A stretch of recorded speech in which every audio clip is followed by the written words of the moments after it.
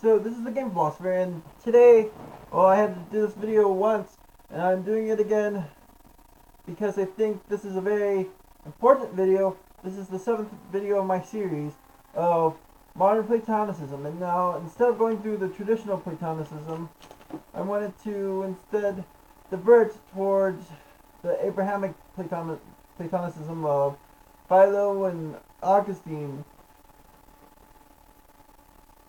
Not because of any particular interest in them per se, even though I am interested in what they have to say. Not because I dislike the pagan Platonicism, which is very far from the truth. I actually like it and appreciate what it's Platonist and everyone and Porphyry and Amicus, well, not really so much Amicus, but Proclus and everyone else had to say. But, and I would also have to say that at the same time, they influenced me from traditional theism towards pantheism. And anyway, I'm not really talking about theology in this episode, but rather something else. I'm going to be talking about allegory. And if you want to follow along, I already showed you guys the Philo book. But also, this book right here is called On Christian Doctrine. I'm just going to go ahead and say this is a recommended book. It's great if you like oratory, if you like rhetoric, interpretation. Augustine was known as one of the greatest orators of his time. In fact, during his time period, he actually talks about this in the Confessions, he actually drifted from cult to cult, and he eventually ended up with Christianity. But the important thing is that Platonism played a very prominent role in his life throughout, and so I consider him one of the more interesting of the Neoplatonic tradition. I've also mentioned him before in the previous episodes, so you know I really like him. Even though he's kind of wrong with how he criticizes some of the teachings of the late pagan Neoplatonists by accusing them of demon worship. Anyway, talking about allegory. It's a very common way of communicating ideas back in the ancient world, because back in the ancient world they were looking at concrete ideas and abstract ideas, and they were trying to combine the two lots. So you have things like the allegory of the cave, the allegory of the chariots, even from the Stoic tradition, the allegory of the ball. And with the allegory of the ball, it was actually a very interesting thing on favors. But anyway, you have a few things you need to do to interpret these things, and first thing you need to know is learn the language. Now, I'm not just talking about the language of the Greeks or Latins. In fact, you should get that if you have the time and the resources to learn it.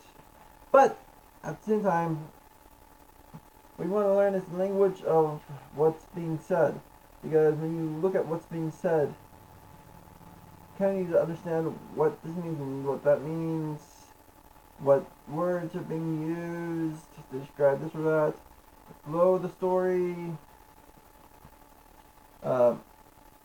Augustine talked about, actually, in his On Christian Doctrine, how we should pretty much have a basic understanding of different real world things like fishing and stuff. Other Greek and Roman writers have talked about developing a fondness of liberal arts, especially Kikero, which would help you obviously interpret and be able to speak to things better. Now, Philo has a very interesting idea, though, which I would have to talk about, which is his allegorical interpretation. It's very interesting because when you look at actually 1,000 years later and a few centuries later, you have a gentleman by the name of Søren Kierkegaard. Those of you who are interested in existential thought are aware of him. But So when Kierkegaard came up with this idea of scriptural interpretation with his Christian philosophy, which is the subjective interpretation, and Philo actually does just this in his allegorical interpretation method, but Kierkegaard never gives Philo the credit. In fact, Philo is once again one of the most ignored thinkers, I think, of Platonism, and he's very interesting. I really want to get his ideas out there more than anything, because I really like his ideas. And anyway, here's the basic concept. In the allegorical interpretations, which you can find in this book, he actually talks about the Pharaoh and Egypt, and how the Israelis would get out of Egypt. But he was looking at it from the standpoint that the Pharaoh represents some type of evil, and the Jews represented the people who are trying to get freedom, while evil comes along and he pretty much pursues the good to try to capture and ensnare the good.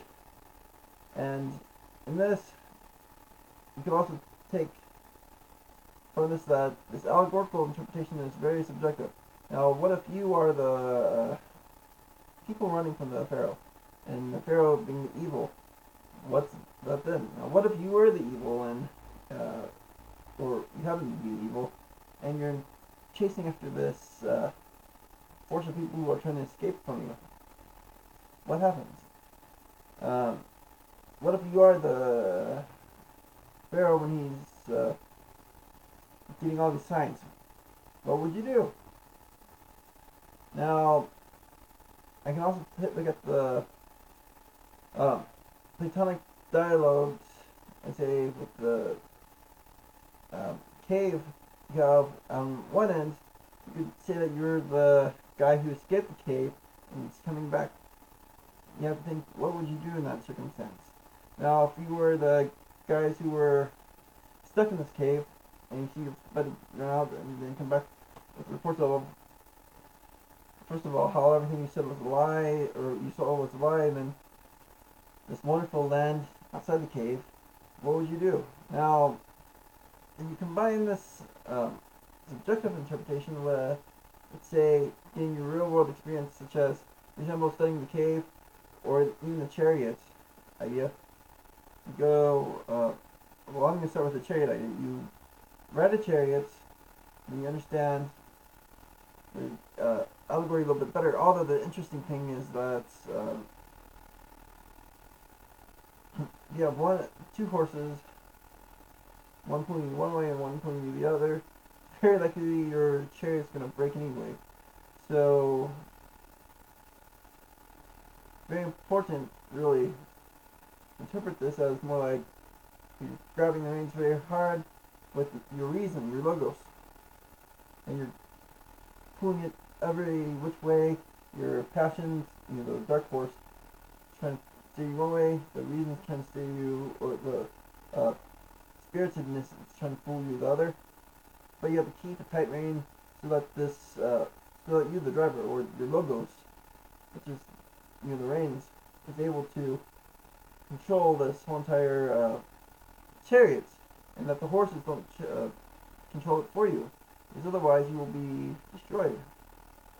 And on the cave, it would be actually interesting to actually explore a cave and think about Plato's cave. And in this, you actually get a full immersion, kind of like the virtual reality, which I've talked about before on this channel. You get this full immersion where you can actually think about these ideas, reflect on them, and you actually learn a lot more than, let's say, reading a commentary from someone else. And the best thing is that these interpretations are more personal. And this is really one of the things about allegory and how allegorical teachings are. That it's not just saying law is the case. It's more about saying the story that gets you hooked, and then you think about the story, you apply it to your life, you have a lot of benefits and happiness. Now, talking to the next part of this video with the allegories. You look at philosophy of these different things that the ancient world tended to have a more personal approach of philosophy where it helps your life. So these allegories tend to help you out a lot. Now the modern philosophy is more abstract and wordy, so you get this big argument, and this big argument will tell you this or that, and the metaphysics are there or may not be there. So really, I'd like to see more more of the allegorical being used in a talk. Now, talking about something else now. From allegory to my closing remark. Some of you might like the psychology element of philosophy. Unfortunately, for me, I have no interest in it. The psychology, it's okay, it just bores me, to be honest. Except for when someone else talks about it, who really likes it, it can make it entertaining for me. And part of this video, when we're talking about living a life like Socrates, or even thinking like Socrates, and we're looking at these allegories, a lot of them coming from Socrates. The thing I must wonder is, how do you live like Socrates? Well, as Platonists, we actually have a very interesting duty to look at how Socrates lived and how he thought. So we're exposed to Plato, and we read Xenophon as well. Then we read the stuff on the God of Socrates, and then all these other treatises. And very interestingly, there's also the Stoic movement, which has influenced Platonism as early as Plutarch and Philo. Now, the Stoics are very interesting school of thought. In fact, there's a very interesting online community I'm wanting to give a little shout out to. In fact, there's even a course from Modern Stoicism. In the movement, they call it Modern Stoicism anyway. It's a non-profit organization. They give you free lessons on things like how Socrates lived and how to live like Socrates. They give you lessons on Stoicism. They give you lessons on the Socratic ideologies. And the best part of all is that the one who made this big collaboration effort amongst many people. Well, I'm not part of it, but at the same time I do look at their Facebook logs, and I engage in discussion with the Stoic community, even though I'm an ex-Stoic. So anyway, the guy who does that, he's a professional at psychology. His name is Donald Robertson. I recommend you check out his stuff. I'll put it in the description. And I also recommend that you have a nice day, that you look at some allegories and try these methods of interpretation I've put forward here. Because they're very interesting, and yet they're so without a lot of exposure to the world. People don't seem to want to look at things in detail, and some thinkers have become relatively forgotten. Like, of course, Augustine is loved by certain groups, but that's because he was a philosopher who brought these certain groups to prominence. Or Philo, he actually has a more sad story that, despite the fact that he was a Jewish philosopher, a lot of the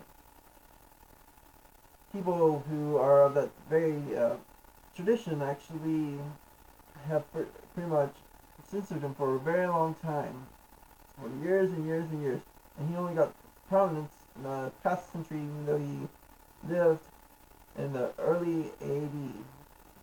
So I really recommend that we look at the stuff and we think about it.